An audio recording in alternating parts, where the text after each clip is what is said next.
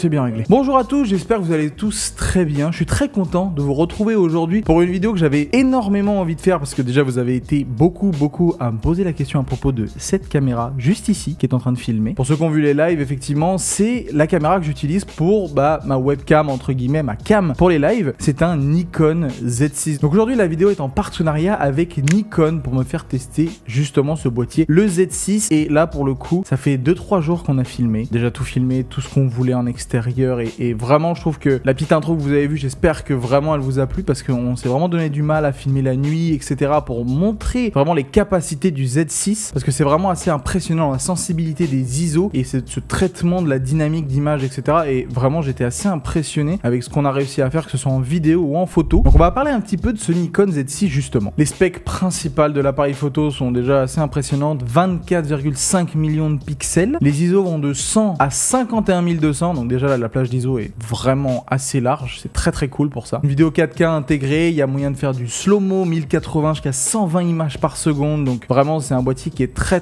complet et avec lequel on peut vraiment beaucoup s'amuser. Actuellement l'optique qui est branchée en ce moment et qui filme, c'est un 24 mm 1.8, donc c'est ce qui donne on va dire ce flou en fond, et aussi la vitesse du focus que vous pouvez voir ici qui est assez impressionnante franchement. Le principe avec ce Z6 c'était de shoot the impossible et le but c'était justement de shooter quelque chose de nuit. Alors la première idée qui m'est venue tout de suite c'était de faire de l'astrophoto. On a eu énormément de chance de pouvoir faire une très belle photo en astrophoto ici aux alentours de Montpellier. Il fait pas beau du tout hein, cette semaine, c'est une horreur, il pleut tous les jours, mais dimanche soir quand on est allé shooter ça, il faisait beau et on a réussi à capturer cette photo avec tous les paramètres que vous avez en dessous pour justement pouvoir capturer de l'astrophoto et ça rendait vraiment très bien. On a fait plusieurs essais avant de trouver le bon angle. Moi j'ai une application qui me permet de savoir où est orientée la Voie lactée, donc c'est ce qui nous a permis d'avoir justement ce rendu là en termes de photos et j'en suis vraiment très content. Surtout qu'en plus l'astrophoto c'est quelque chose de très simple à rater parce que il suffit d'avoir pas les bons paramètres, d'avoir un boîtier qui a les ISO pas assez puissants ou tout simplement avoir une ouverture sur l'optique qui est pas assez grande, c'est-à-dire là on est quand même à 1.8 donc c'est très intéressant avec un 24 mm et la photo est ratée. Donc là franchement ça facilite pas mal les choses pour le coup. J'en avais déjà fait de l'astrophoto et c'est toujours quelque chose que j'adore capturer parce que ça donne cette impression de grandeur en fait, de vraiment pouvoir situer la planète dans la Voie lactée, dans l'univers, et je trouve ça assez profond, vraiment c'est profond comme photo.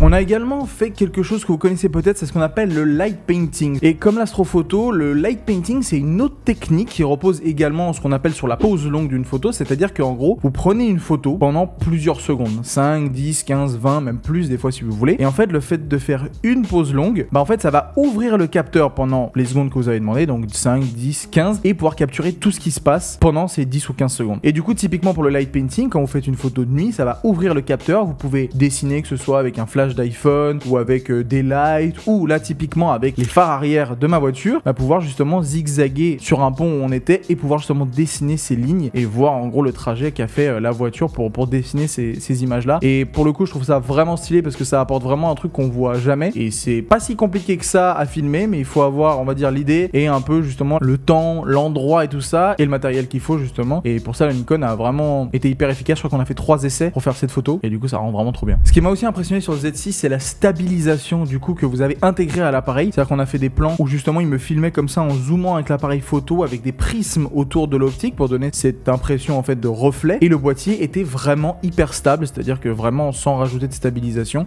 ça rend vraiment très fluide et j'étais assez impressionné. Quelquefois pour être totalement honnête le focus se perdait un tout petit peu, l'autofocus, donc la plupart du temps je shoot en manuel le focus, là typiquement il est en semi-manuel, c'est-à-dire qu'en fait là vous voyez qu'il bouge pas, dès que je vais mettre la main à un endroit précis le focus va se faire. La plupart du temps je shoot en manuel pour pouvoir vraiment avoir l'endroit focus et le piqué que je veux, donc voilà. Mais c'est vrai qu'on a préféré dans certaines situations shooter en manuel plutôt qu'en auto, mais la stabilisation a vraiment apporté un truc où en gros même si on marche un petit peu et que ça fait ce mouvement là, ça se stabilise quand même et c'est assez impressionnant. On a également shooté en 4K parce que le boîtier permet de shooter en 4K.